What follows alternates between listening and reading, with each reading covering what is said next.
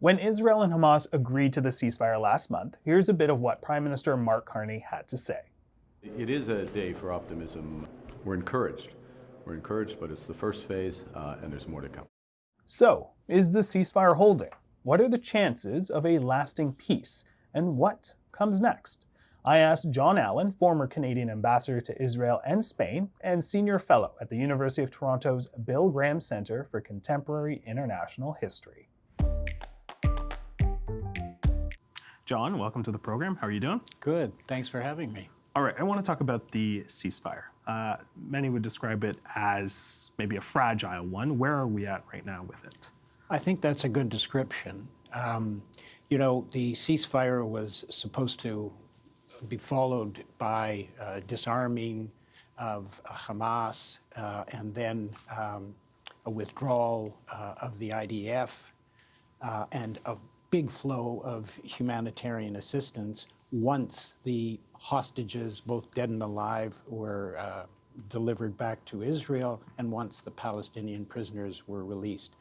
We're still working. We have 8 deceased hostages that are yet to come back. And frankly, that was expected because it's very difficult to find them all and to gather them all, and many are under rubble.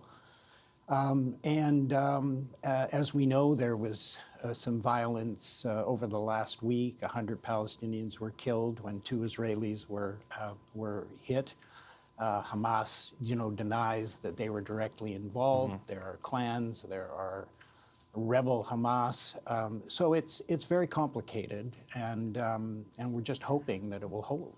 Many people are probably wondering, how do we call this a ceasefire if there's still exchange of gunfire? Yeah, well, I think this is to be expected. You've got a situation where the IDF continues to control 53% of the Gaza Strip, and Hamas and these various clans that are there, some of them who are anti-Hamas, are in the other 47%. So you don't have a complete separation of forces. There are still Hamas militants in the area controlled by the IDF. And there's some suggestion over the last couple of days that they're trying to get out, and the IDF and others are trying to figure out how to get them out with the help of the ICRC, the Red Cross. Let's talk the peace plan. This was brokered by the U.S. There are 20 steps. We'll get into that. But what is set to take place next? We talked a little bit about hostages. It doesn't seem like it's going to be, once this step is done, this step will happen. It seems like there is a bit of sort of, crossover. Yeah, there definitely is. The next steps, as I mentioned, are really the disarming of Hamas, because the IDF says they won't withdraw until Hamas disarms. And Hamas says that it's not going to fully disarm until the IDF withdraws. There's now talk, as there was in the peace plan for Northern Ireland, of Hamas giving up its heavy weapons and perhaps retaining its lighter weapons, essentially to defend itself within Gaza. That's a possible option. But the humanitarian assistance is not flowing as much as it should be. It was supposed to be done by the original UN agencies and the NGOs that are on the ground, but there seems to be a problem there as well. No timelines given for how long this will take. How long before, I think all eyes are really on step 19 and 20, which is the rebuilding of Gaza and the agreement to coexist. Can't really have a rebuild if there is still exchange of fire, but do we have a sense of when they would like this to happen? Well, the next steps in phase 2 are to bring rule of law into the Gaza Strip, and that was to be done by an international stabilization force. And that was to be done with a disarmed Hamas and a withdrawn IDF. That force is not going to come in while the IDF is still very much in control and ready to start shooting if they have to. We have continuing issues with Hamas, of course. We also want a UN Security Council resolution to bless all this. And then what is supposed to happen is a Palestinian technocratic government is supposed to come in and manage the day-to-day while this oversight board led by Donald Trump and Tony Blair is supposed to provide oversight. So we've got a lot of moving parts, and nothing has happened in terms of that big next step of getting the UN Security Council resolution and getting a force in. Palestinians are being trained, Palestinian police, that's good. So things are happening in the background, but very difficult to see a timeline that you could fix on. Can you help us understand, the Israeli government approved this plan, as did Hamas. They had looked at the 20 points. They had agreed to it in good faith. Is there any reason why any side would be delaying its I guess I would question the phrase "in good faith." Bibi Netanyahu was forced to sign this plan by Donald Trump, who had worked it out with various Arab and Muslim nations in New York, and he has his own reasons for wanting to keep those people on side. And Hamas was forced into it by Qatar and Turkey and to some extent by Egypt. I don't think either side would have agreed to the plan themselves, to this plan. We have a situation where Israel hasn't fully achieved its aims. Hamas is still on the ground. They have the hostages back. And Hamas hasn't achieved its aims, which was full Israeli withdrawal and we'll give up our arms. So those two sides are frankly not deeply invested in this thing going forward. It's Donald Trump and the US military and the international community that really wants this to keep going, and Trump and company will have to keep the pressure on if it's going to succeed.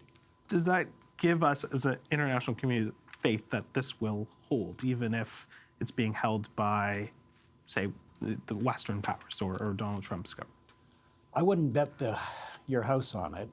I think there are many, many obstacles and challenges in the way.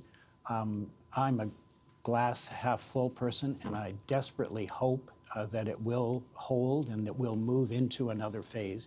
I think we have to remember that this is not the end of the Israel-Palestine conflict. What's happening in the West Bank continues. There's settlement expansion. There's settler violence at a large scale.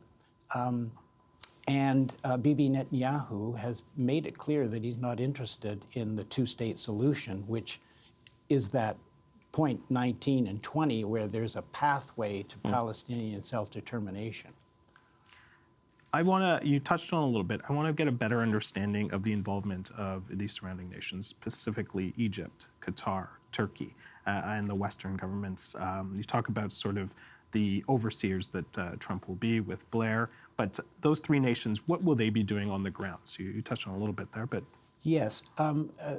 They're going to be monitoring, along with the Americans. They're going to be keeping pressure on Hamas to fulfill its side of the bargain, while Trump keeps pressure on Bibi Netanyahu and the Messianic ministers in his coalition. They are not necessarily going to be a part of the stabilization force. That apparently is going to be Indonesia, Azerbaijan, perhaps the UAE, others, maybe the Egyptians there. I don't think Turkey, because Israel wouldn't have Turkey there. So they're the oversight. They're the ones that we rely on to keep Hamas honest in this. And hopefully they'll be able to succeed.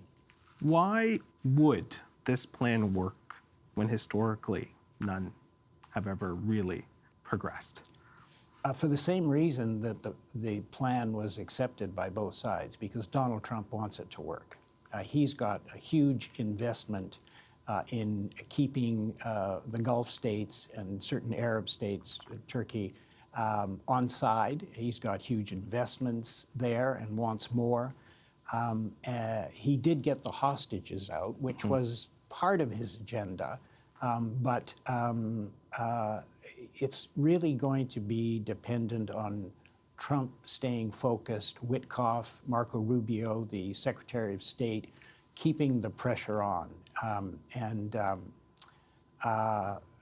I think we're going to have to hope that there's another election in Israel, and there will Has to be before October next year? exactly. And if there is an election and if there's another government, then my optimism, guarded optimism, might go up because I think another government might be more interested in seeing the ceasefire hold and in seeing a Palestinian government eventually come in there and try and rule Gaza without Hamas. John, we're going to leave it here. Really appreciate it. I'm sure this is a developing story.